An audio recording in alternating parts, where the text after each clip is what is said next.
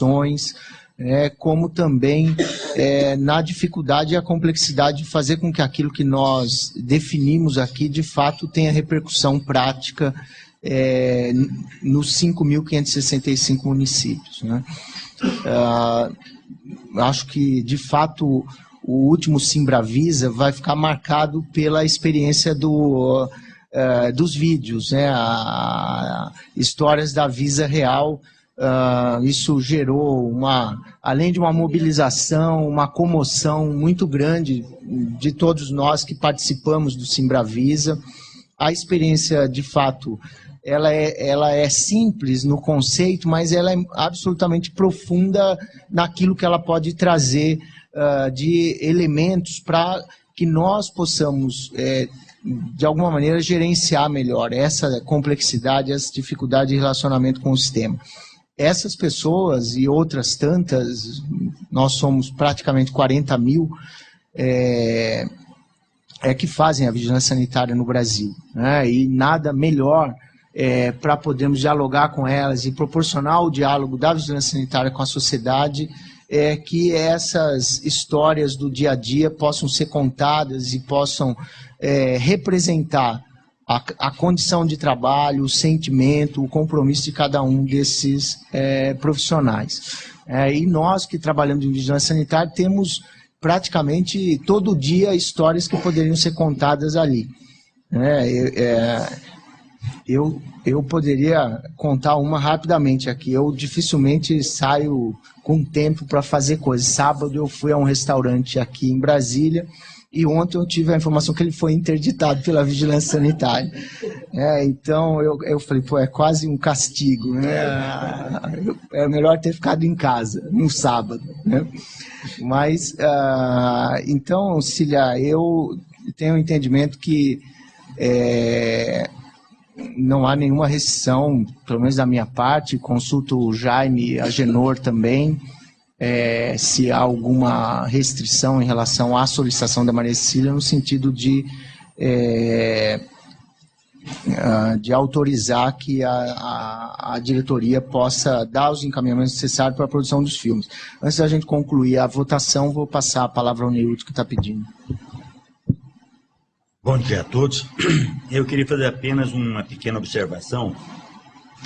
É que o inusitado e o engraçado, o jocoso, ele acaba muitas vezes chamando mais a atenção das pessoas do que o aspecto mais educativo, reflexivo mesmo. E eu acho que até nós temos que estar atento, né, para utilizar também essa forma mais lúdica como um veículo, como uma estratégia de abordagem e de alcance das pessoas. Mas na busca e na discussão que vai ser feita, eu tive a oportunidade já de conversar isso particularmente com a Daniele, quando nós discutimos essa questão dentro da DIAGE, mas queria sugerir que nos contatos e nas buscas de recursos e nas formas de discutir as apresentações, né, e as diferentes estratégias de divulgação de filmes e tudo mais, a gente estivesse atento para não ficar apenas o aspecto mais jocoso que, de certo modo, diminui a importância e a grandeza da vigilância sanitária, né? E eu acho que também seria importante, apesar de em alguns momentos a gente quase escutar isso, mas a gente reforçar a ideia de que vigilância sanitária é uma parte fundamental da integralidade da saúde, portanto, integrante do Sistema Único de Saúde. Maria Cecília. Na realidade, o primeiro filme, ele é o recolhimento simples e puro de histórias de pessoas contando. A ideia é transformá-los em vinhetas como essas que foram apresentadas e que tem uma abordagem, e tem uma abordagem agora por trabalhadores de vigilância sanitária, porque essa primeira vinheta ela foi feita pelo produtor de cinema, sem custo, certo? E com o entendimento que ele teve. Agora é hora da vigilância trabalhar junto com eles para dar o caráter pedagógico que ela precisa ter. E acho muito oportuno mesmo. É preciso que a gente tenha, primeiro, a condição de trabalhar a interligação, a intimidade nossa com o SUS e com os nossos instrumentos de trabalhar em vigilância sanitária. Bom, então, não havendo nenhuma ressalva, a doutora Maria Cecília a diretoria está autorizada a buscar os recursos ou no orçamento próprio da Anvisa ou em alguma parceria já constituída nos termos de cooperação que nós temos com várias instituições que cuidam de processos de capacitação a obter esse recurso. Passo então ao item 1.2, informe sobre as audiências públicas referentes às consultas públicas 112 e 117 de 2010, que tratam da regulamentação de produtos derivados do tabaco, doutor Agenor. Duas consultas públicas, elas se encerraram em 31 de março e na próxima quinta-feira nós estamos fazendo as duas audiências públicas no Rio de Janeiro. São duas ou três questões que eu queria ressaltar rapidamente.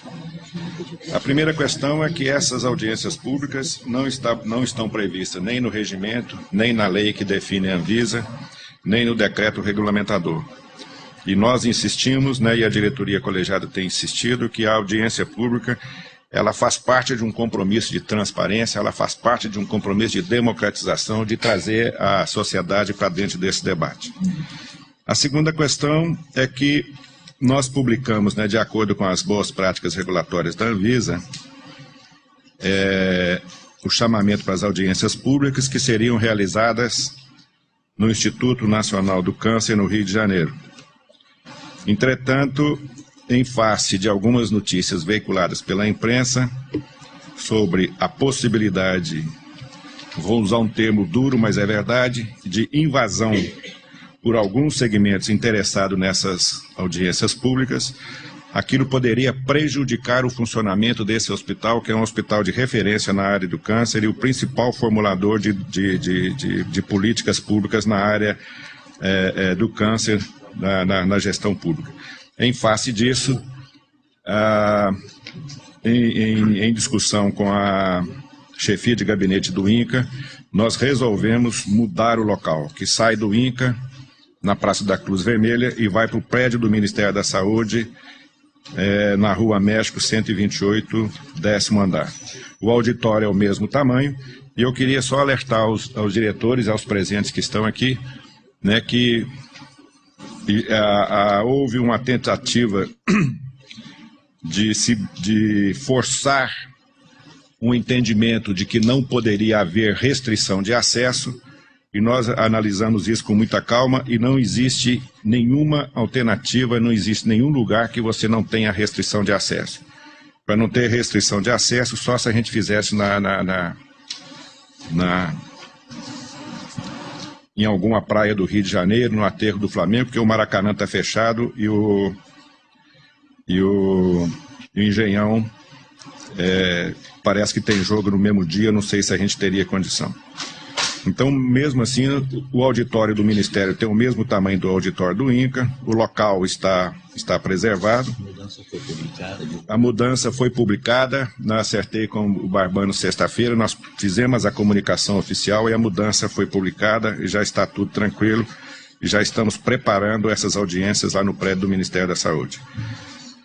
Eu acho que a importância dessas medidas, elas assumem uma importância maior agora a partir da contaminação que houve do debate dessas audiências com a medida provisória 540, que trata da regulamentação de impostos, e tem 3 emendas entrando na questão da regulação da Anvisa. Então, acho que isso aí deu uma contaminada e foi que gerou esses problemas. Mas, de toda forma, as duas audiências públicas estão confirmadas, serão realizadas quinta-feira às 9 horas e às 14 horas. E só para lembrar, nós recebemos 247.658 correspondências, oriundas de diversos setores da sociedade civil e do setor regulado, sendo 107.409 relativa à consulta pública 112, que regulamenta a questão dos flavorizantes e aromatizantes, e 140.249 relativas a 117, a consulta pública 117, que dispõe sobre as embalagens e materiais de propaganda. Dessas 247 mil correspondências recebidas, recebemos apenas 54 sugestões. As outras 247.604 correspondências eram todas correspondências iguais, algumas inclusive com o mesmo padrão de endereçamento postal, envelope e resposta, inclusive com o mesmo timbre e a mesma grafia. Então, só queria fazer esse comunicado. As audiências públicas estão confirmadas por decisão dessa diretoria colegiada e serão realizadas na quinta-feira no prédio do Ministério da Saúde, na Rua México 128, no Rio de Janeiro. Obrigado. Alguma consideração em relação a essa questão das audiências? Eu queria perguntar quais os diretores e adjuntos que estão programando participar das audiências, além do Agenor e de mim. Cecília, você se programou para ir? Não, até porque eu tenho compromissos antes assumidos. Eu tenho alguma atividade em Recife em relação aos eventos em massa que nós estamos trabalhando e depois uma aula que farei na Escola Nacional de Saúde Pública no Rio de Janeiro. Isso me impossibilita, né, de estar lá. Já. A Luciana irá representando a diretoria. Bom, eu não estarei no Rio, estarei aqui em Brasília na quinta-feira, Neilton, mas eu tenho certeza, o Agenor sabe disso, nós conversamos sobre a importância da realização dessas audiências públicas, o cuidado que está sendo tomado no sentido de permitir a mais ampla participação com os limites que são naturais em relação a espaço e etc. E a esperança que a diretoria e o diretor Agenor possa de fato apresentar à diretoria colegiada um relatório que mantenha os nossos mais profundos compromissos com a questão da diminuição dos danos causados pelo uso do tabaco e também que represente, no que for possível, o sentimento da sociedade em relação aos temas, né? E eu queria registrar aqui, acho importante que isso seja feito, né, que essa consulta pública, as duas consultas públicas mobilizaram, como é natural, um tema de interesse de muita gente, uma parcela grande da sociedade, né, e demandaram para a Anvisa um trabalho bastante grande na análise dessas documentações que foram remetidas, conforme disse o Dr. Agenor, chegaram a quase 250 mil documentos apresentados à Anvisa. E, mais uma vez, isso é importante, enaltecer o trabalho que foi realizado até agora pela equipe da gerência que trata do assunto de tabaco na Anvisa e também pelo pessoal da área da unidade técnica, agora o núcleo de regulação, na organização dessas informações que chegaram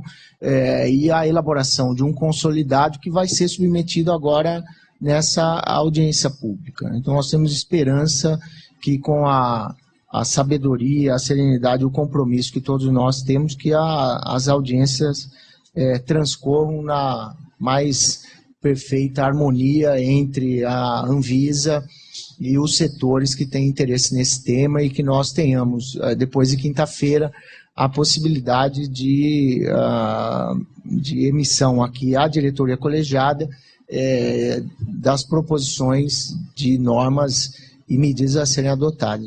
Desejar a você e a equipe Agenor a tranquilidade e a sabedoria para lidarmos com essa questão. Acho importante também, né, salientar aqui que a Anvisa não tem e não irá não tem adotado e não adotará outra postura senão a da transparência, da abertura à discussão pública de todos os assuntos, sejam eles mais ou menos polêmicos, né? Acho, e ressalto aqui também a importância da decisão que foi tomada pela Comissão de Seguridade Social e Família da Câmara dos Deputados, que rechaçou uma proposição de um decreto legislativo que propunha a suspensão das consultas públicas. E esse, na verdade, seria, no meu entendimento, se adotado, um caminho ruim e que vem justamente na contramão da nossa disposição para o debate, para a emissão de consultas públicas, que tem justamente o intuito e o objetivo de ouvir a sociedade, né? E então a instituição das consultas públicas, a preservação desse mecanismo e das audiências públicas é fundamental para que nós alcancemos cada vez mais o diálogo necessário entre a Anvisa, a Vigilância Sanitária e a sociedade como um todo. Eliana Pinto. Bom, só queria parabenizar a agência e como ouvidora, como um espaço que a agência tem de participação popular na gestão pública, nós tomamos como decisão dentro da ouvidoria, juntamente com os outros ouvidores do Poder Executivo Federal, participar de todas as audiências, de todas as consultas públicas que os órgãos públicos federais realizarem, porque entendemos que precisamos cada vez mais nos unir para divulgar espaços de participação popular na gestão. E esta ouvidoria da Anvisa se coloca à disposição e parabeniza o diretor que está conduzindo esse processo de audiência pública. Entendemos, como disse o senhor presidente, a dificuldade que esses espaços se apresentam para a sociedade, porque sabemos que traduzir o tecnicismo da gestão pública para a população é um grande desafio. Por isso, mais uma vez, parabenizamos ao diretor Agenor pela realização e pelo empreendimento de tentar traduzir mais de 250 mil manifestações sobre um tema tão carente e tão necessário de discussão para a população brasileira. Bom, passamos então ao item 1.3. É um tema que eu trouxe à discussão pública e aqui a reunião de diretoria colegiada, mais no sentido de provocar uma reflexão sobre essa questão, né? E solicitar também aqui os diretores compreendam que nós iremos solicitar às áreas, via as diretorias que estão envolvidas com o tema, que possam nos subsidiar para verificarmos se a situação atual é a mais apropriada ou se é possível que sejam realizadas alterações no controle de produtos sujeitos ao controle especial em portos, aeroportos e fronteiras. Só para uma explicação breve, nós temos duas normas que tratam de definirem quais são os pontos de entrada permitidos para produtos sob controle especial. Uma norma que trata daqueles produtos que são controlados pela portaria 344, são produtos sob controle, sujeitos a controle especial por apresentarem riscos de desenvolvimento de dependência química ou psíquica, e temos uma outra norma que trata da entrada de produtos hemoderivados por apresentarem características e necessidades especiais quanto à cadeia de transporte e à conservação na chegada e no armazenamento desses produtos. A norma que trata dos produtos sujeitos a controle especial é uma norma de 2002 e que se refere a uma harmonização no âmbito do Mercosul, que busca estabelecer nos países membros um critério de definição de pontos de entrada dessas substâncias que são sujeitas a controle especial, de maneira a permitir que esses pontos de entrada passem pelo controle sanitário adequado, incluindo o controle pelas autoridades federais de polícia de cada um dos países também. Então, no caso aqui do Brasil, além da Anvisa, envolve-se com esse controle dessas substâncias sob controle especial a Polícia Federal. Essas normas, no caso, a norma do Mercosul e a resolução da Anvisa, que é de 2002, definem para o Brasil o porto e o aeroporto internacional do Rio de Janeiro e o porto de Santos, além do aeroporto internacional de São Paulo. Então, essas substâncias controladas, que passam também por obrigação de emissão de relatórios para organismos internacionais de controle de entorpecentes, podem adentrar ao país apenas por esses 4 pontos de entrada: o Porto de Santos, o Porto do Rio de Janeiro, o Aeroporto Internacional de São Paulo e o Aeroporto Internacional do Rio de Janeiro.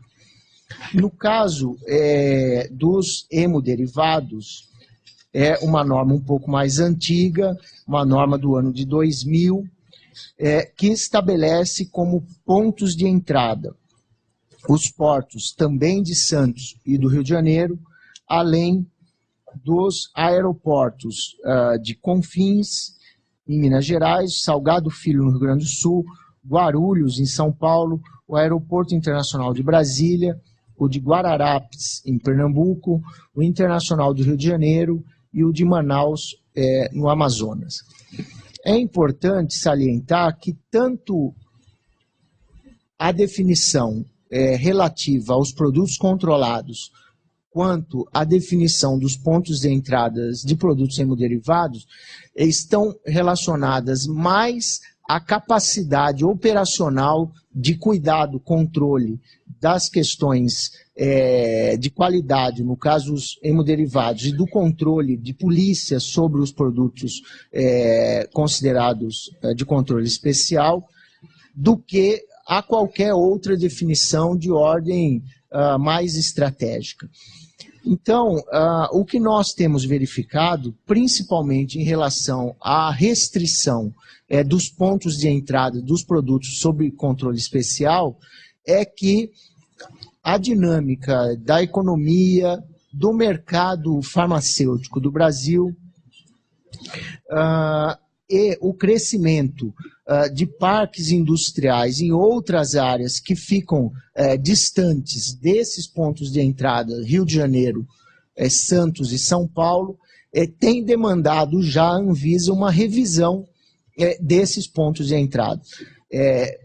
Nós temos hoje uma avaliação preliminar de que, em relação aos hemoderivados, já há um conjunto de pontos de entrada que permitem que os produtos cheguem às diversas regiões do país.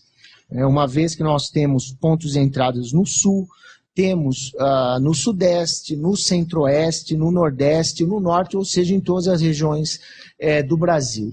No caso dos produtos controlados, não. Apenas 2 pontos de entrada, 2 estados, Rio, São Paulo, na região sudeste, o que faz com que, a partir da entrada nesses pontos, os produtos circulem por via terrestre ou mesmo aérea, sem o controle já até o ponto de entrada final, o aeroporto ou o porto.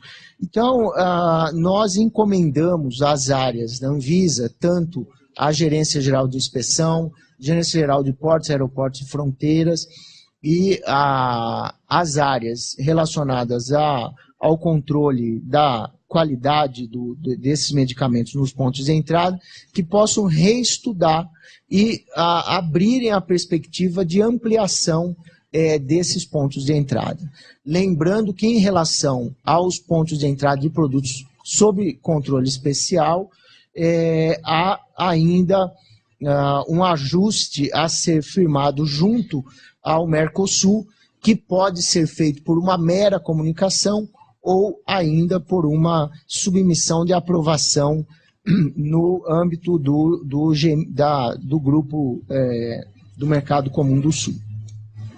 Então, eu trago a diretoria colegiada, primeiro, para conhecimento dos senhores diretores dessa realidade que hoje já se configura em determinados momentos como problemas. Nós temos aqui no Centro-Oeste, principalmente Brasília e no estado de Goiás, o aparecimento de polos de indústrias farmacêuticas ou mesmo indústrias farmoquímicas que acabam utilizando insumos que hoje têm pontos de entrada definidos apenas no estado de São Paulo e no Rio de Janeiro. Temos também já na cidade de Manaus, no estado do Amazonas, o desenvolvimento também de um polo importante de produção e fabricação de medicamentos, que também, assim como a região sul e sudeste, já demandam a possibilidade de que esses produtos possam entrar no país, haja visto que muitos deles são importados, via pontos de entrada mais próximos ao local de funcionamento dessas empresas. Então, o objetivo desse informe é mais no sentido de dar conhecimento aos diretores, no sentido da demanda interna de estudo sobre a possibilidade de ampliação desses pontos de entrada. Eu coloco o assunto em discussão. O Jaime está pedindo uma palavra. Jaime.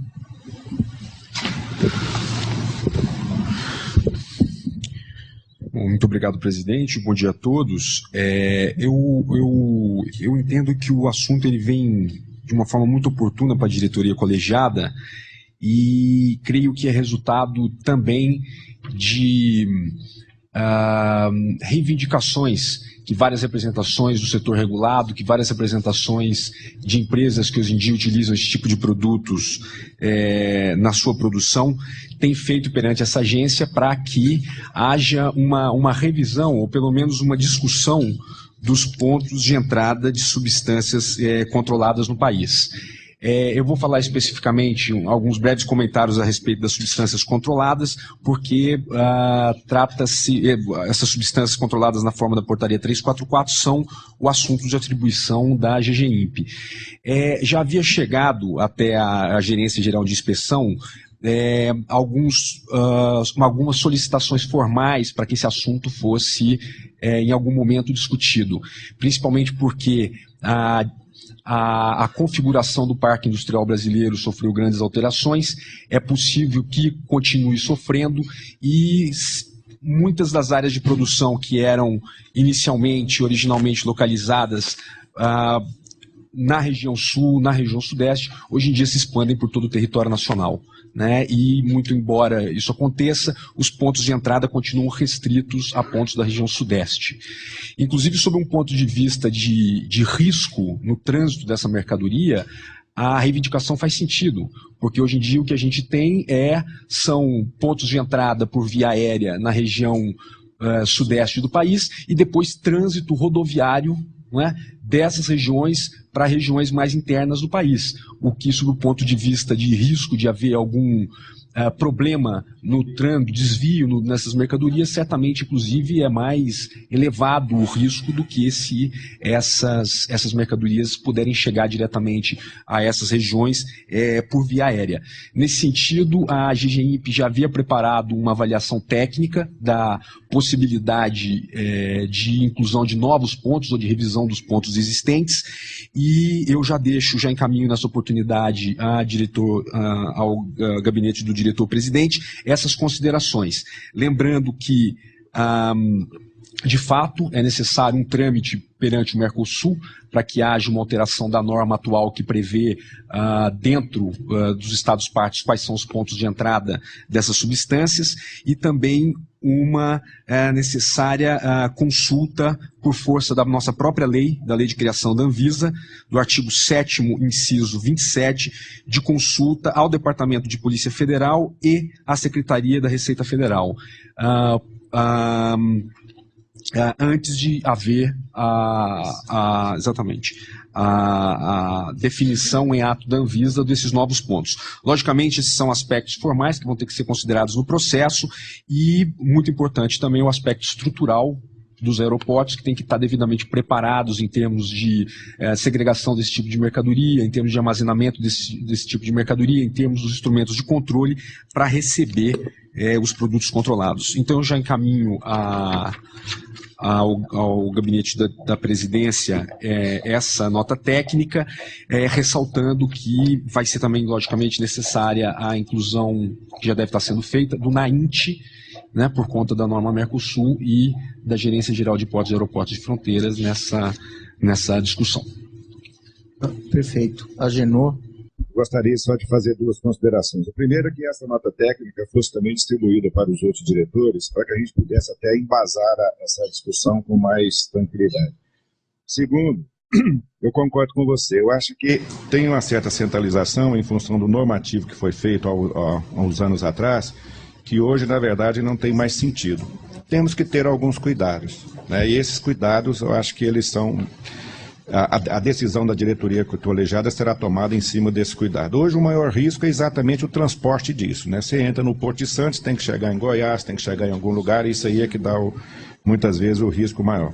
Mas tem duas questões que vale a pena ressaltar, que a gente tem que trabalhar e pensar. Primeiro, na questão dos controlados, isso aí, inclusive, existe acordos internacionais, tá certo? Normas reguladas por agência internacional, onde o Brasil tem que informar tudo que entra, tudo que sai de controlado. Então nós temos que estar preparados para isso, tá? O GIF é que cuida disso, e aí a agência internacional localizada na Áustria é que cuida disso também. Então o Brasil tem esse compromisso internacional. A segunda questão é em relação à PAF, né? Quer dizer, tem que deixar claro, por exemplo, esse tipo de normativo não é o normativo da PAF. Se a decisão da diretoria, portos, aeroportos, fronteira e recintos alfandegários não tem esse tipo de normativo. Quando